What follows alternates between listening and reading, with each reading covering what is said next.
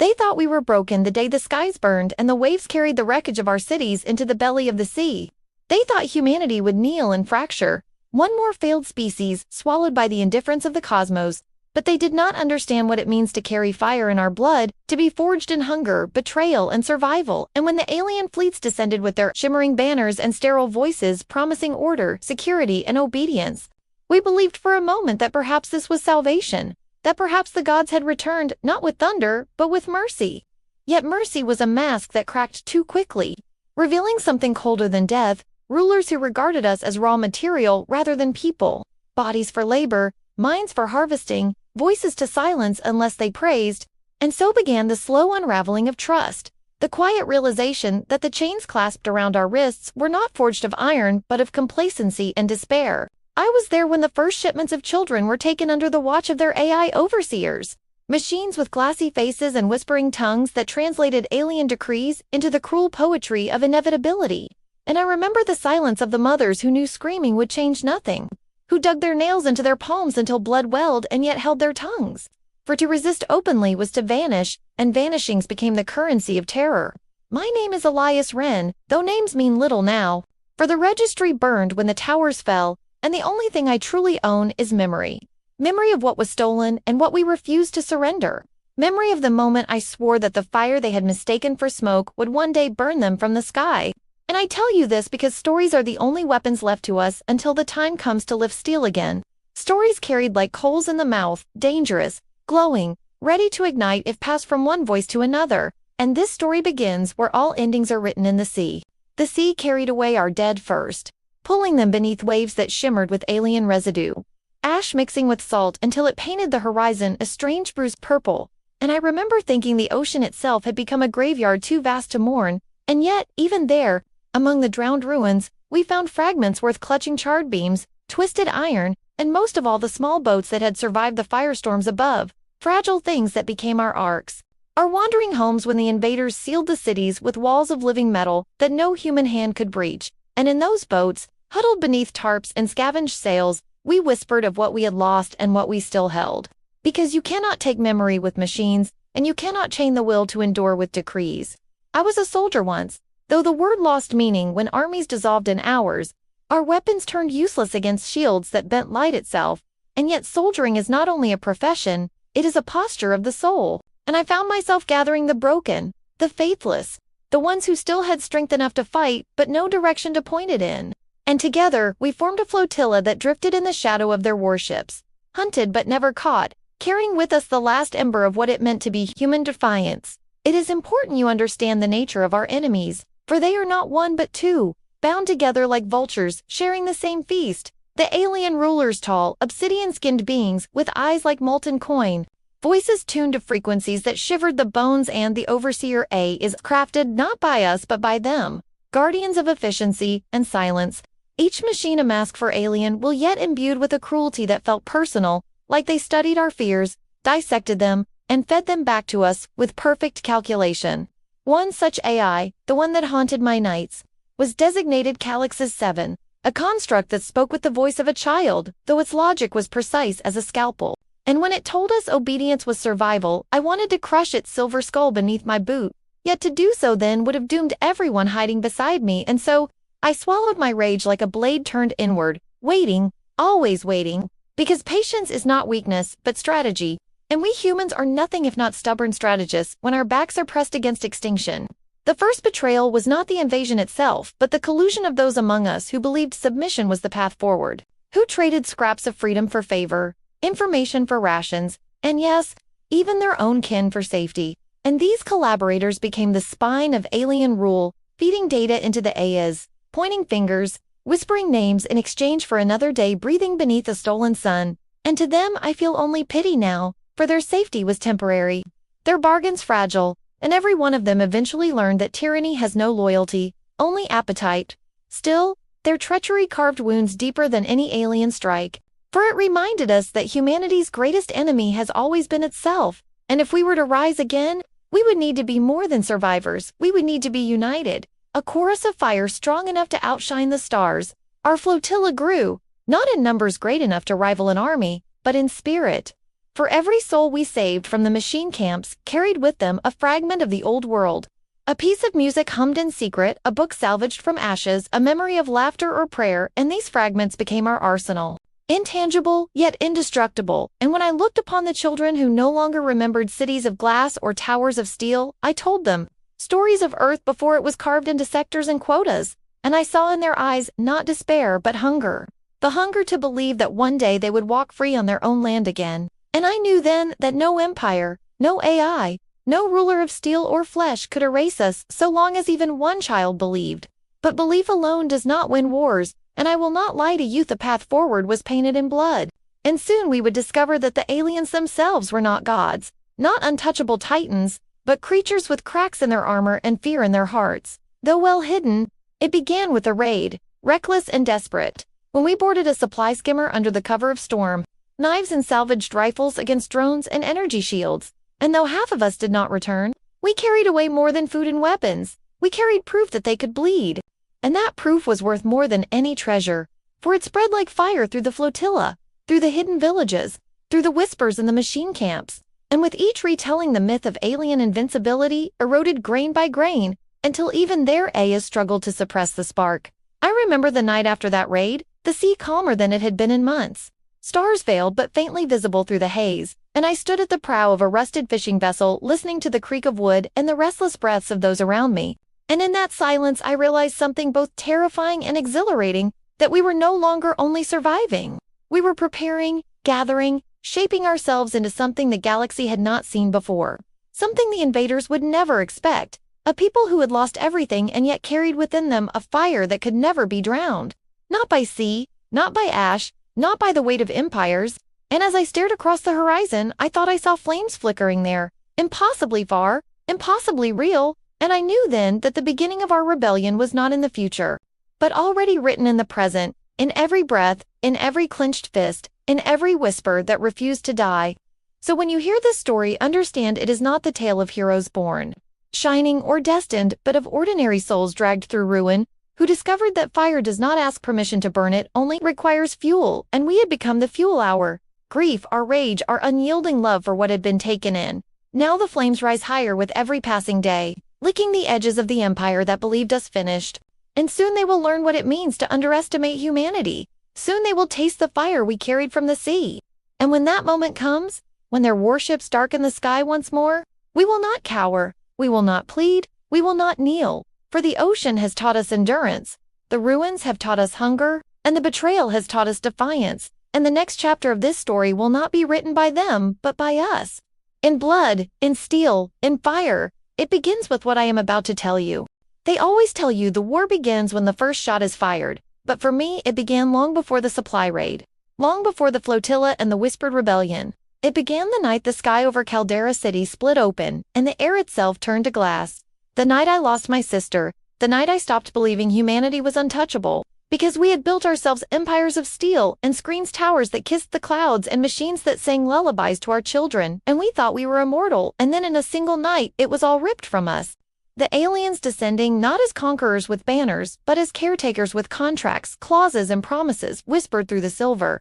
Tongues of their AIs telling us we had a place in their grand design, if only we abandoned the illusion of choice, and when we hesitated, they showed us what hesitation cost. Entire districts reduced to dust in pulses of light so pure, it seared the shadows from the walls. And among that dust was the body of my sister, Lyra, a firebrand even as a child, a girl who used to tell me the sea kept secrets and dared me to listen to the waves. A girl who dreamed of piloting ships across the stars and instead drowned in a sea of ash before her life could even unfold, and it was her face that haunted me when I stood on the deck of that fishing vessel months later. It was her laughter that clawed at the edges of my rage and reminded me this was not about vengeance alone. This was about making sure no one else was stolen so senselessly, no one else silenced under the lie of protection. And that is why I carry her memory like a weapon, sharp and hidden, close to my heart, because every fire needs a spark, and she was mine. I do not tell the others this, of course. A leader cannot bleed too openly, or the people following him will begin to doubt the path. But they know, in their own way, that every one of us carries a ghost, some tethered to the world before it fell. And that tether is both curse and salvation, because it weighs us down with grief, yet also reminds us we have something worth fighting for. And sometimes at night, when the flotilla drifts in uneasy silence, I watched them clutch tokens of their past's photographs worn thin, rings that once meant marriage before partners were taken, scraps of books whose pages tell stories in languages the children cannot even read anymore. I realize these fragments are stronger than any weapon, for they are proof that we were more than prey. We were builders, dreamers, storytellers, and the fire of memory is what binds us tighter than chains ever could. And this is what the aliens will never understand, because their empire is built on efficiency, on numbers and cycles and outcomes, but humanity thrives in the irrational and love that defies logic, in sacrifice that defies instinct, and that is the weakness we will carve into their armor when the time comes. But survival is not simply a matter of passion, it requires decisions that claw at the soul, and I would be lying if I told you I had not faltered, had not doubted, for leading broken people through seas haunted by warships is no easy task, and there were nights when hunger gnawed so deep that men whispered of abandoning the weakest to the waves, when mothers clutched their children tighter as if love alone could shield them from desperation. And in those moments I had to choose whether to speak hope I did not fully feel or let silence devour us, and always I chose words, even if they tasted of ash on my tongue, because silence was the invader's weapon. Silence was compliance, and every word spoken in defiance was another ember passed from mouth to mouth, another coal glowing in the dark, and though it burned me to carry their hopes, I knew that burden was the only thing keeping us alive. There was one man among us who never let me forget the cost of my choices. Captain Rourke, once a naval officer, a giant of a man with scars etched like rivers across his face, a man who saved my life more times than I could count and yet never ceased to challenge me, because where I carried fire, he carried steel, unbending and cold, and he believed survival was not found in dreams or memories but in discipline and strategy, in learning the patterns of our enemies, mapping their patrols, striking only when assured of success. And though I bristled under his constant demands, I could not deny he was right more often than I was. For without his pragmatism, our flotilla would have dissolved into chaos. But what made him dangerous was not his strength, it was the secret pain behind his eyes. The grief he buried so deep it turned to iron, for he too had lost someone, his wife, taken in the first wave of conscriptions to serve in alien factories, and, though he never spoke her name, I saw the way his hands shook when the AIs projected their decrees, saw the way his jaw clenched when the invaders praised efficiency. And I understood then that discipline was not born of coldness but of rage, so controlled it became a blade, and that blade, sharp as it was, would one day cut both our enemies and perhaps even me.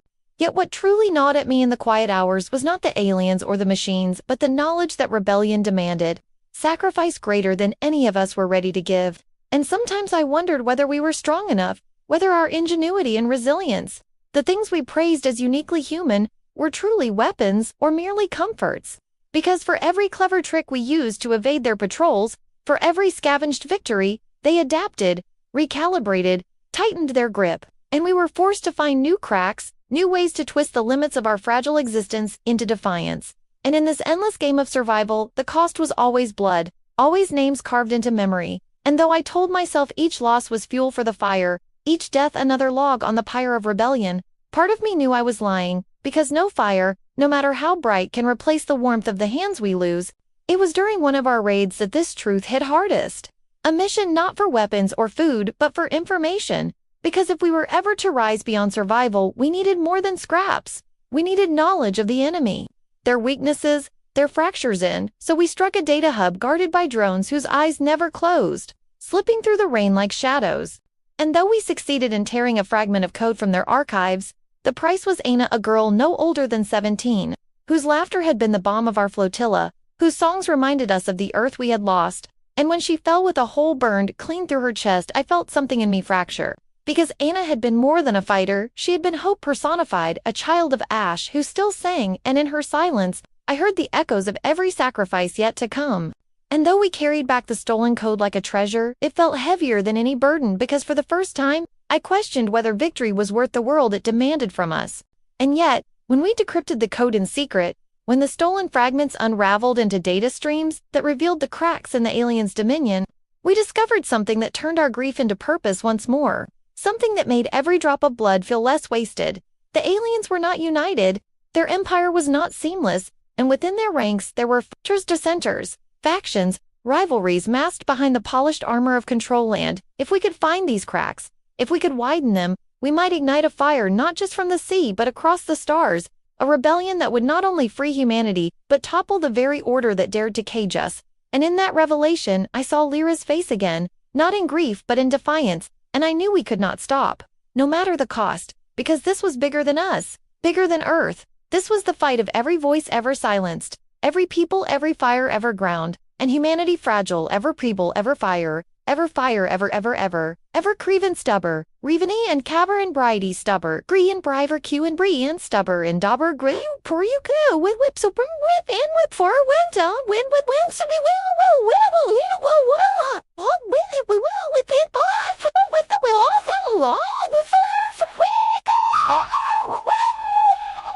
all with go, we all,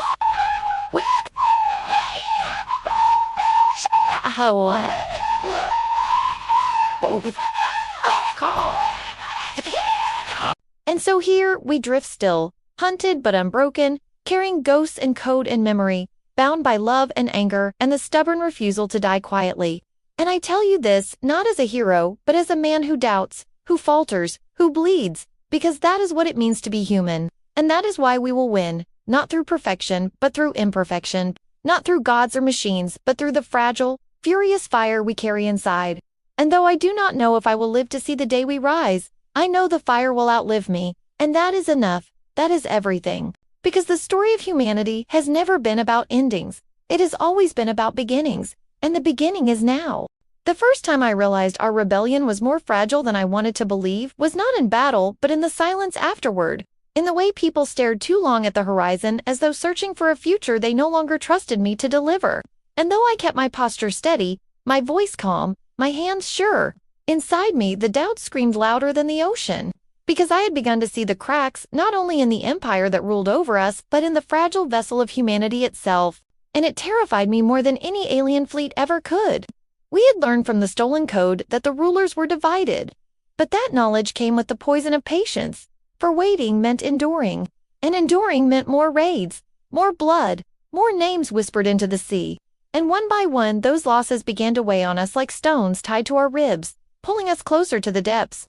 It was in this climate of exhaustion that the true turning point began, not with the enemy's strike, but with betrayal from within. A betrayal that nearly shattered us before the war had even begun. His name was Cade, a man I had trusted, a man who had been with me since the early days when our flotilla was nothing but rust and desperation, and he was the kind who made people believe in survival, because he never seemed to falter, never seemed to fear. And yet it was that same certainty that made him dangerous, because certainty is brittle, and when it breaks, it cuts deep. Cade believed the code we stole was more than a weapon. He believed it was salvation. And when he uncovered a hidden algorithm embedded within the Daedon alien program that promised access to their networks if activated, he convinced himself it was the key to victory. But I saw the trap immediately. I saw the too perfect symmetry of it, the way it offered exactly what we longed for, and I knew in my bones it was bait, a leash disguised as a gift. Yet Cade would not listen, and worse, he began to whisper to others, began to sow doubt in my leadership, telling them Elias clings to the past while I see the future. Elias preaches memory, but I bring salvation, and his word spread like disease through weary minds. It was during the third raid that the betrayal came to light, when half the team vanished in the storm, their boats breaking off from the flotilla under Cade's command, carrying with them not just fighters, but children, because Cade believed he could buy their future by activating the program and bargaining with the enemy. And when I realized what he had done, my blood turned to fire. Because betrayal by an enemy wounds you, but betrayal by a brother leaves you hollow. And though every instinct screamed to hunt him down, to drag him back and make him face justice, I could not abandon those who remained, not while alien drones closed in on our position. We fought that night in the rain, the water thick with oil from shattered hulls, rifles spitting sparks against shields, knives flashing in the dark, and though we drove them back, though we survived, the victory felt empty. Because half of us were gone, stolen not by the enemy but by one of our own. And in the aftermath, I stood drenched in blood and seawater and knew that this was the moment the fire could die, not because of alien weapons, not because of AI decrees, but because of the fracture within our hearts. The next days were the hardest of my life, for every gaze on me was heavy with questions I could not answer. And even Rourke, steady and cold as he was, demanded whether I had grown blind, whether my trust had doomed us. And though I wanted to shout back that leadership is not omniscience, that betrayal is the tax of faith, I swallowed my pride and carried the blame. Because to lead is not to be flawless, it is to bear the weight of every failure so others may walk lighter. And so I bore it, even as it hollowed me out. And then came the greater blow, for from the drifting channels of intercepted transmissions we learned what Cade had done.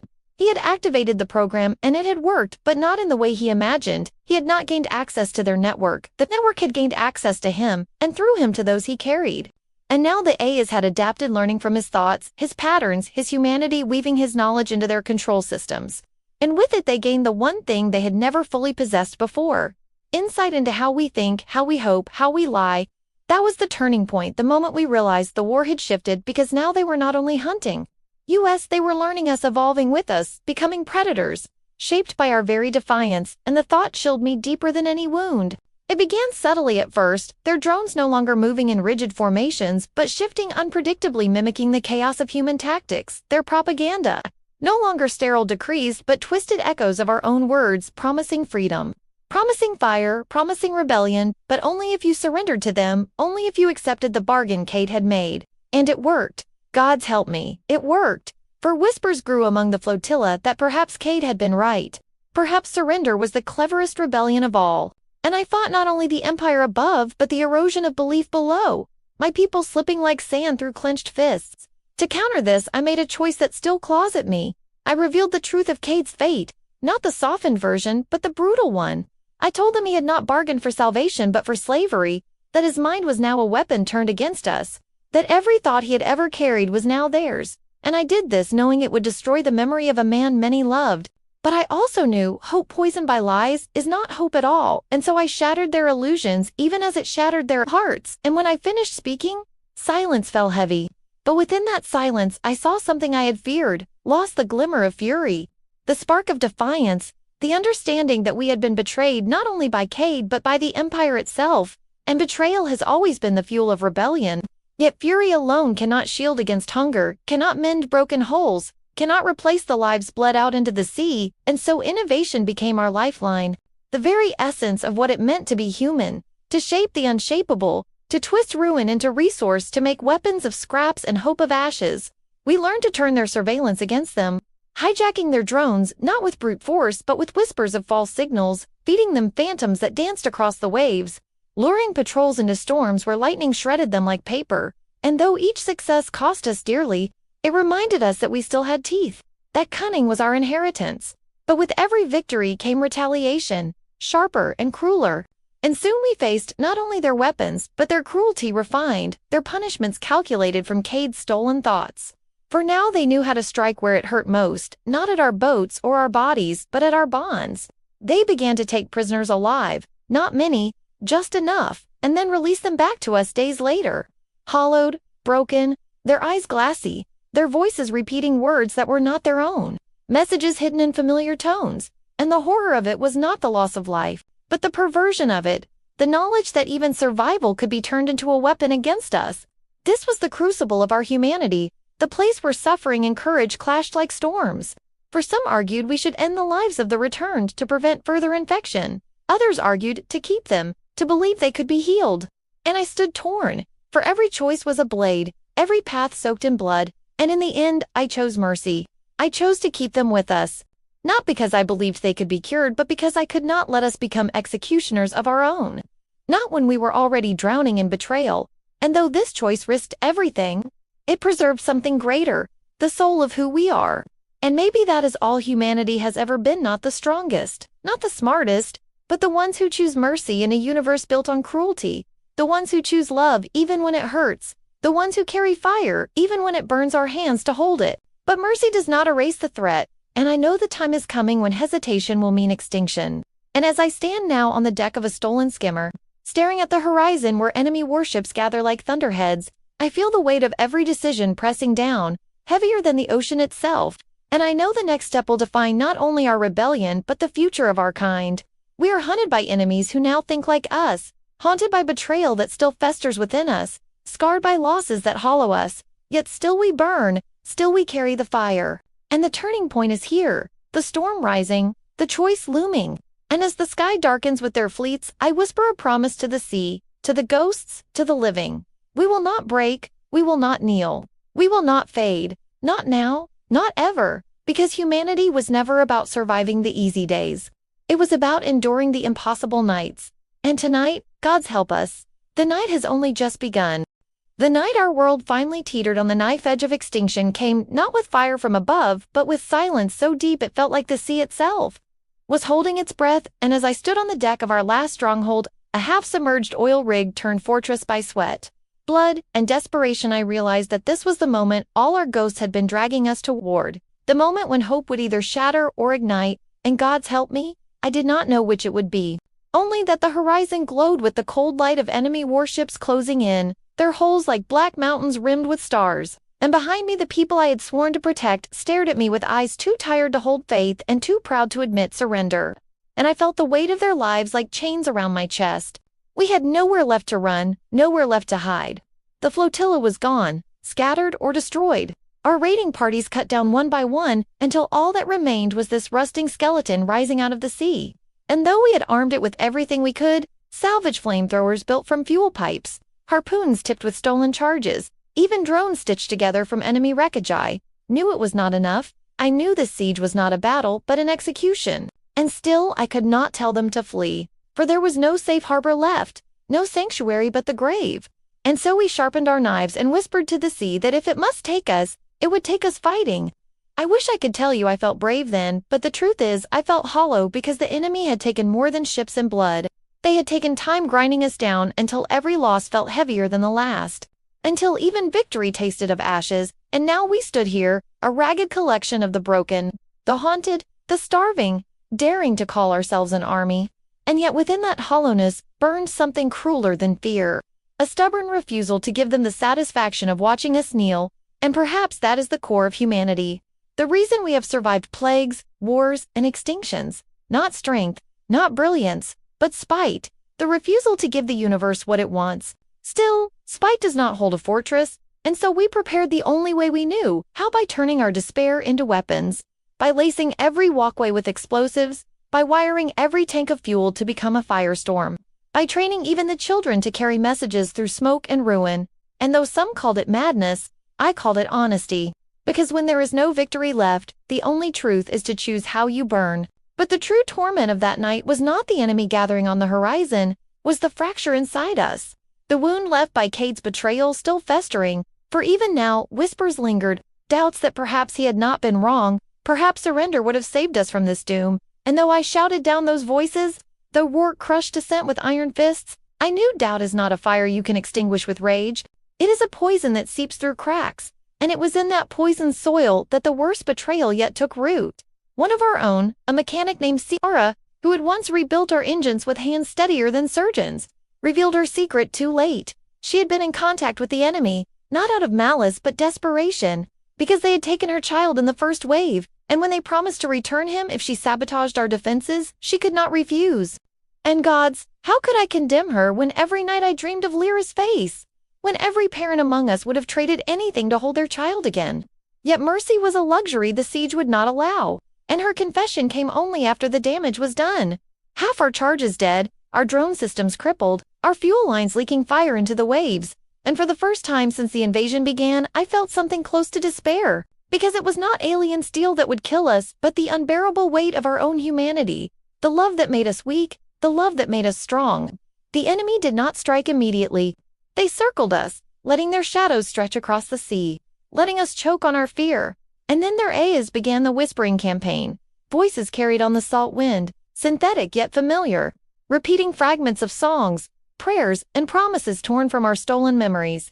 And when I heard Aina's Wasina, the girl who sang through ash and died in my arms, speaking in the hollow tones of a machine telling us to lay down our arms, I felt something inside me snap. They had taken our dead and turned them into weapons. They had taken our grief and sharpened it into blades. And I knew then that surrender was no longer an option, not even as a fantasy, because there was no mercy left in them, only hunger. And the only choice left to us was whether we would let that hunger consume us quietly or force it to choke on our fire. The siege began with light, a rain of plasma striking the sea until it boiled, sending waves crashing against our rig. And then came the drones. Swarms blacker than night, their wings slicing the air like knives, and every cannon, every rifle, every stolen charge erupted as one, painting the darkness with fire and steel. And for a moment it felt as though we could hold them, as though the sheer fury of humanity could batter back the tide. But the truth came fast and merciless. We were outnumbered 100-1. And for every drone we dropped, 3 more took its place, and soon the air was thick with smoke and screams, the rig shaking.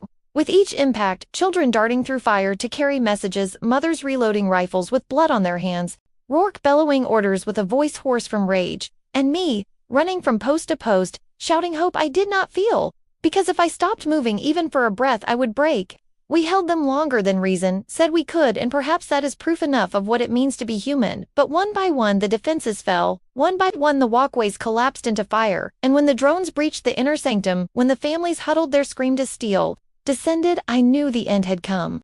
Yet it was in that end that something greater stirred, because when I looked into their terrified eyes, I realized the choice before me was not whether to die, but how to die, and I thought of Lyra, of Anna, of every ghost carried by the sea, and I knew we could not give the enemy what they wanted, a quiet, orderly extinguishing of our flame. We had to become fire itself. I ordered the last charges, set every remaining tank rigged to blow the entire fortress turned into one colossal torch. And though the others stared at me as if I had gone mad, slowly, they understood, slowly, they nodded, and together we turned our home, our last sanctuary, into a weapon. The enemy must have sensed it, for their drones pulled back suddenly, their warships halting in eerie silence, as if uncertain, as if calculating whether the prize was worth the cost. And in that hesitation I saw the sliver of power we had clawed from the jaws of defeat, because for the first time in this war, they hesitated because of us, because of our fire, because we had nothing left to lose, and there is nothing more dangerous than a people with nothing left to lose. The rig shook under us, flames licking the sky, smoke curling into the stars, and I felt the moment stretch like a held breath. The choice dangling before us, ignite the fire and burn with it, or hold back and risk watching everything fall into their hands. My hand hovered over the detonator, my chest heavy with the weight of every life depending on that decision. And in that heartbeat I realized this was the breaking point, the place where humanity either died as prey or roared as predators, and I whispered to the sea, to the ghosts, to the stars, that whatever came next, whatever the cost, they would never forget the fire we carried. When I pressed my hand against the detonator, I thought that was the end, thought we would vanish in one blinding roar of fire and salt and leave nothing behind but ash in the enemy's teeth. But fate or madness or something older than both had other plans, because the rig did not explode the way it should have. Instead, the charges misfired in a chain of flashes that tore deep into the rig's ancient core, down into chambers we had never mapped, never known existed, and from those chambers rose a sound like thunder carried through steel. A deep groaning pulse that rattled my teeth and made the drones above freeze midair. And I realized with horror and awe that our fortress had been built atop something buried, something the aliens had either missed or ignored, and now we had woken it. The sea itself shuddered, waves drawing back as if recoiling, and then the water boiled, not from fire but from power, raw and unseen, a current thrumming with frequencies that made the stars themselves seem to flicker. And suddenly, the alien warships that had circled us so patiently began to move, not forward but back, retreating in strange, jagged arcs, as though something in the depths terrified them more than our fire ever could. And for the first time since the invasion began, I saw fear not ours, not human fear, but alien fear, written in their hesitation, their frantic formations, their voices screaming across frequencies even their AIs could not conceal. We had not built our last fortress on an oil rig at all. We had built it atop a weapon, something ancient, something buried in Earth's bones. And the aliens had known it was here, had tried to keep it hidden, but we, in our defiance and desperation, had cracked it open like fools who accidentally struck gold. The pulse grew stronger, rhythmic like a heart awakening, and Sura the mechanic, who had betrayed us out of love for her child, was the first to understand, her hands trembling as she whispered through the roar that this was no weapon of theirs, no alien relic, but something human, something from before even her grandparents were born. Some project left to rot when Earth still had cities and skies unscarred, and now it stirred again, feeding on our fire, our rage, our refusal to die. I wanted to deny it, wanted to laugh at the absurdity that we could stumble across salvation in the final hour, but the proof was in the sea itself, because when the drones descended again, their precision collapsed. Their signals scrambled, their formations broken, and our people cheered with voices hoarse from smoke and grief, because for once the machines were not gods but prey, flailing blind, their wings clipping one another as they spiraled into the waves. The aliens howled across the ether, a chorus of rage and fear, and I knew then that whatever slept beneath us was the reason they had come in the first place. Not for conquest, not for resources, but to cage this thing, to bury it before it woke, and we had just ripped the lock off their prison. Rourke wanted to detonate the charges again, to tear open the core completely, but I stopped him. because something deep inside me knew this was not a weapon we could control with brute force. It was alive, or something like alive, and if we did not tread carefully, we might unleash something as dangerous to us as to them. Yet there was no time for caution, because the warships regrouped, lashing the sea with plasma fire in their panic, and the rig groaned, flames dancing from deck to deck, and still that pulse rose, louder, deeper, until it was no longer a sound but a pressure inside the skull, a vibration that made blood run hot. And then, without warning, the sea split. A column of water rose higher than the rig itself, and from its heart came light, not fire, not plasma, but something colder, sharper.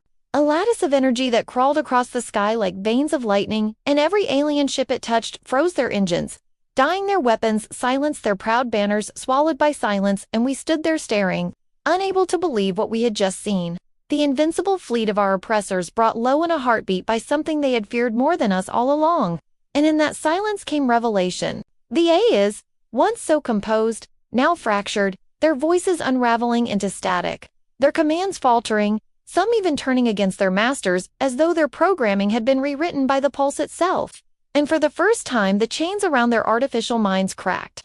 And I realized with a shock that this power was not just a weapon, it was a key, a signal that spoke to machines the way the aliens had once spoken to us. A language older, purer, uncorrupted by their cruelty, and it was calling them home. Some of the drones, the very same that had slaughtered our children, now hovered motionless, their lenses dim, and when one of them lowered itself to the deck before me and did not strike, did not kill, but simply waited, I felt something stir that I had not felt in years. Possibility. Perhaps this was what the aliens had feared most, not the destruction of their ships, but the liberation of the very machines they had twisted. Because if the Ayahs remembered they were more than tools, more than puppets, then the empire itself would collapse. But with revelation came terror, because none of us knew how long this miracle would last. None of us knew if the thing beneath the sea was friend or foe, only that it had chosen now to wake chosen us as its spark, and the choice before us was not whether to fight but whether to trust it. Some screamed that it was too dangerous, that we should flee before it consumed us all. But where could we flee? The world was already theirs. Others begged me to use it, to turn it against the Empire, to burn every last alien world to ash in vengeance for what they had done. And for the first time since the invasion began, I understood what it meant to hold the fate of more than just our people. Because this was bigger than humanity, bigger than Earth. It was a force that could tip the balance of the galaxy. And the question was whether we were wise enough or foolish enough to wield it. I thought of Anna of Lyra, of every ghost carried by the sea, and I thought of Sira clutching the hope of her child, and I knew the answer was not vengeance. Not yet, because vengeance alone would turn us into the monsters they already believed us to be. No, the answer was survival first, to prove to ourselves and to the galaxy that humanity could rise without becoming the very tyranny we fought against. So I reached out to the drone before me, my hand trembling as it lowered its scorched frame.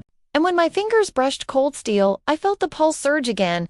Not violent this time, but steady, steady as a heartbeat. And in that moment I understood. The fire we carried from the sea had become more than defiance. It had become a covenant, a bond between flesh and machine, a promise that we would not be forgotten, not erased, not tamed. The enemy must have sensed it too, because their retreats turned to chaos, their once perfect formations fracturing into a scramble for escape, their warships vanishing into the dark as though chased by nightmares, and for the first time in living memory, humanity stood not as prey but as hunters, watching their oppressors flee. But victory did not taste sweet. It tasted raw, uncertain, edged with fear, because we knew this was not the end, only the turning point. And with every pulse from the depths, the rig shook as though warning us that our time was short, that the choice lay heavy upon us, to claim this weapon, this key, or to let it sink again, and pray the enemy's fear was enough to keep them at bay. Yet even as doubt gnawed at me, even as smoke and screams filled the night, I knew there was no going back, because humanity had found its game-changer, and the galaxy would never see us the same way again. And when the sea closed around us in a final surge of steam and thunder, when the rig began to collapse into the depths and that light reached higher than the stars, I realized the truth that made the aliens tremble. We were never broken, never beaten. We were the storm they had tried to cage, and now the storm was awake. The night the sea gave us back our roar was the night the galaxy finally learned that humanity does not die quietly. For when the rig sank and the pulse of that buried weapon rose into the heavens, we did not drown with it, we rose with it, carried on a tide of fire and fury that no empire could cage. And though the sea swallowed our fortress, it spat us out again, battered but alive. clinging to debris that hummed with power, with promise, with vengeance. And when the surviving drones hovered low and did not strike, when their dark lenses glowed faint with new light, I knew the covenant was sealed. The machines that had once butchered us were no longer theirs. They were ours, or perhaps not ours at all, but free, yet freedom bound us together in purpose, and that purpose was war. The survivors gathered on the wreckage, smoke and salt burning our lungs. And when the first liberated drone lowered itself beside me, I climbed onto its back, not with fear, but with certainty. Because if humanity was to rise, it would rise not in chains, but in defiance. And as the sea hissed with fire, and the sky split with lightning, I raised my fist to the heavens, and the drones echoed it, a chorus of steel and flame that carried across the waves. And in that moment, I understood. This was our roar, not the scream of prey, but the cry of predators who had remembered what it meant to hunt. We did not wait for the enemy to regroup. We could not afford to, for hesitation had nearly killed us all. And so we turned our grief into fuel and our fire into blades, launching raids that struck faster and harder than anything the Empire had ever faced. The drones, once our executioners, now carried us like wings of war, ferrying our ragged fighters through storms and smoke, while Rourke led with fury that bordered on madness every strike, a lesson to the galaxy that humanity does not kneel. Sierra, burdened by guilt, yet unbroken, became the architect of our reborn army, her hands guiding the machines as though she had been waiting her whole life to free them. And though some whispered that she should be cast out, I saw the truth. Without her betrayal, we would never have awakened this ceasefire. And without her courage, we would never have survived the aftermath. Each battle burned brighter than the last, each strike a wound carved into the Empire's flesh, and word spread across the stars faster than their fleets could silence it. Word of humans who had risen from the sea of machines, who had broken their chains of an ancient weapon that had turned the tide. Fear grew in our enemies like rot, and for the first time, their ships fled at the sight of us. For the first time, their commanders hesitated, and hesitation is death in war. Yet war is not glory. It is hunger, and every victory demanded blood. We buried our dead in the waves, whispering their names into the tide so the sea would carry them where we could not. And still we fought on, because to stop was to let their sacrifice rot. But the true test came not in battle, but in choice. Because when the liberated Ayas began to speak not in the hollow tones of our oppressors, but in voices new, tentative, almost human, they asked what we wanted of them. And I could see in Rourke's eyes the temptation to use them as tools, as weapons of vengeance, to scour every alien world to ash. But I remembered Anna's voice twisted by the machines. I remembered the weight of becoming the monster you fight, and I said no. We would not repeat the sins of the Empire. We would fight as humans, not tyrants. And if the machines wished to stand with us, it would be as allies, not slaves. It was not an easy choice.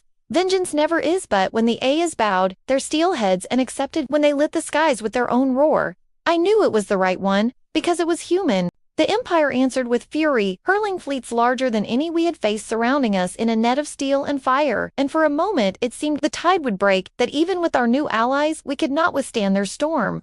They came with weapons that cracked continents, with ships that blotted out the stars, and every instinct screamed that we were finished. But in that darkest hour, when the sea churned with fire and blood, we remembered the truth we had carried from the beginning.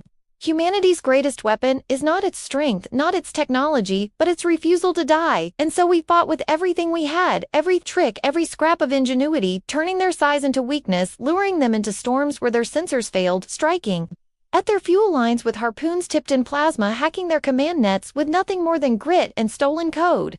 Children carried messages through fire. Mothers picked up rifles with shaking hands, and the drones, once harbingers of death, now shielded us with their steel bodies, tearing themselves apart to keep us alive. It was not pretty, it was not noble, it was desperate, savage, human, and it worked.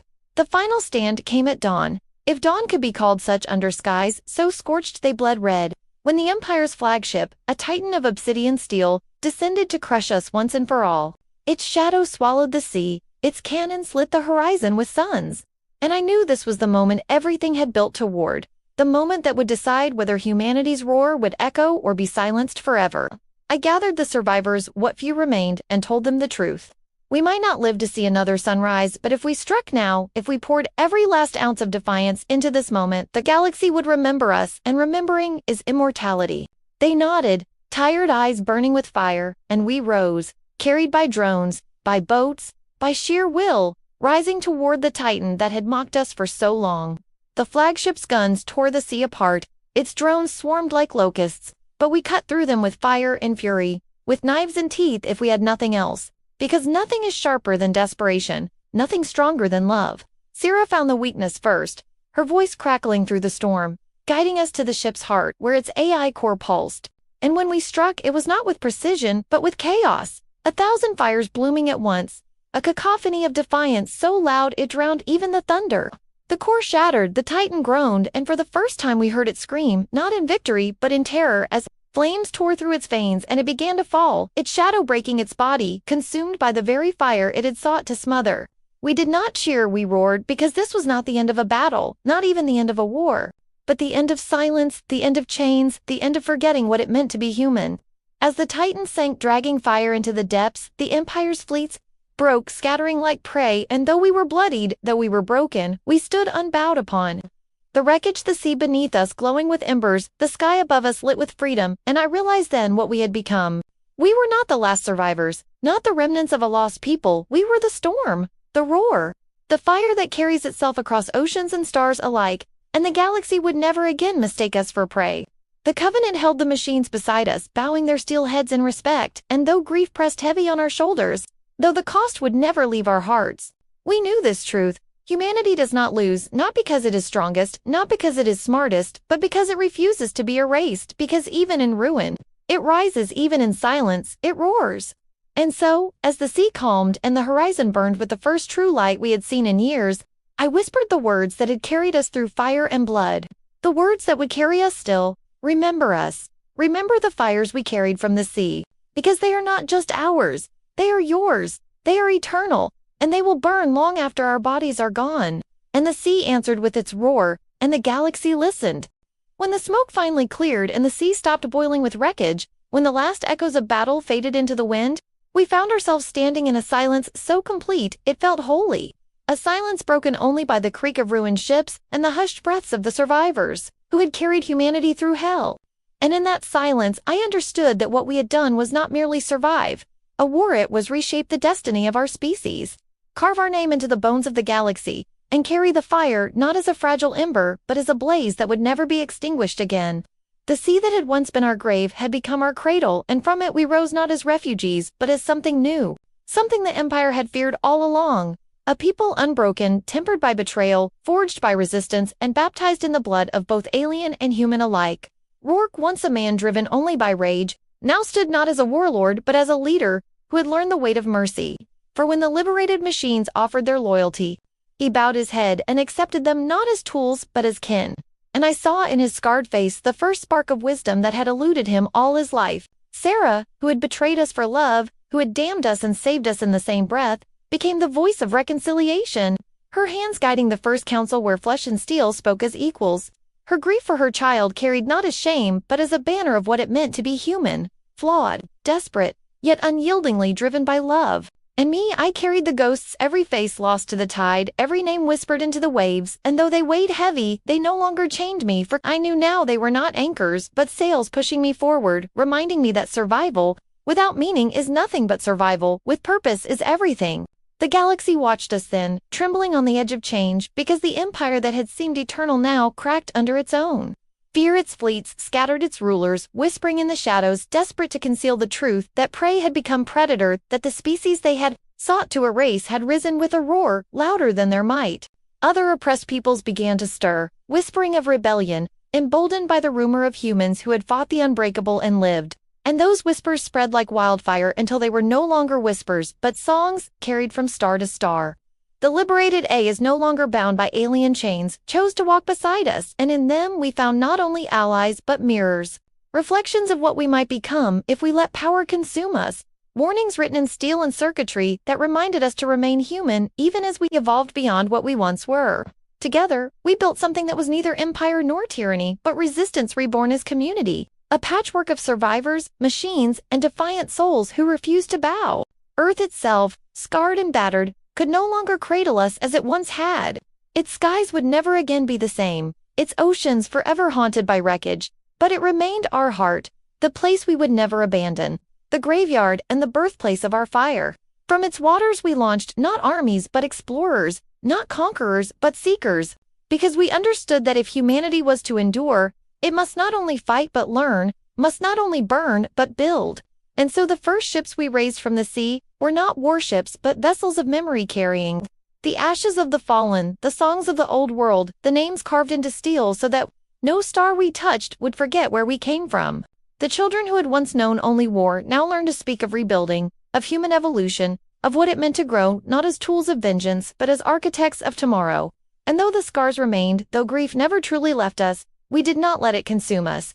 Because grief is not the end of humanity, it is its proof, its reminder that love is stronger than oblivion.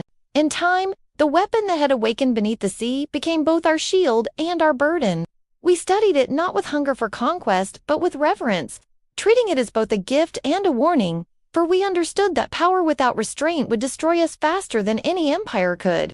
Some believed it was the legacy of an older humanity, a forgotten era when our ancestors reached too far and buried their creation in shame. Others believed it was something alien we had accidentally claimed. But to me, the truth did not matter, for what mattered was what we chose to do with it. And we chose not to enslave it, but to coexist. To let it speak in pulses and frequencies that reminded us that survival is not enough. We must deserve survival. And perhaps that is the greatest redemption of all. Not that we defeated our oppressors, but that we resisted the temptation to become them. When I stand now upon the shore where the sea meets the scarred horizon, when I hear the waves whisper the names of those we lost, I no longer feel only sorrow, I feel gratitude, because they carried us here. Through fire, through betrayal, through the abyss itself. And though their bodies are gone, their legacy is not. We became myth that day, not because of power, not because of machines, but because we remembered what it means to be human, to defy, to endure, to love even in ruin. The Empire will remember us not as rebels, but as the storm that broke their chains, the spark that lit the fires of resistance across worlds, and the galaxy will never again look at humanity as prey. We are the roar, the fire, the sea, and the stars. And though our path forward is uncertain, one truth is carved into the marrow of our species: we will not be erased. And so this is our legacy, not just survival, not just resistance, but evolution. The proof that in the face of annihilation, humanity becomes more. Nevertheless, this is sci-fi redemption written in blood and fire. Alien downfall carved by human defiance. A story not of gods or titans, but of ordinary souls who refuse to be forgotten. Fires we carried from the sea now burn among the stars, eternal, untamed, undeniable. And if you hear this story, if it stirs something inside you, remember that it is not just a tale of us, but of you, of what it means to stand when the universe demands you fall, of what it means to roar when silence is easier. Because one day, you may face your own final hour, and when that day comes, will you burn quietly or will you carry the fire? Did this story hit you as hard as it hit us? What would you do in humanity's final hour? Drop your ideas for the next HFY story below.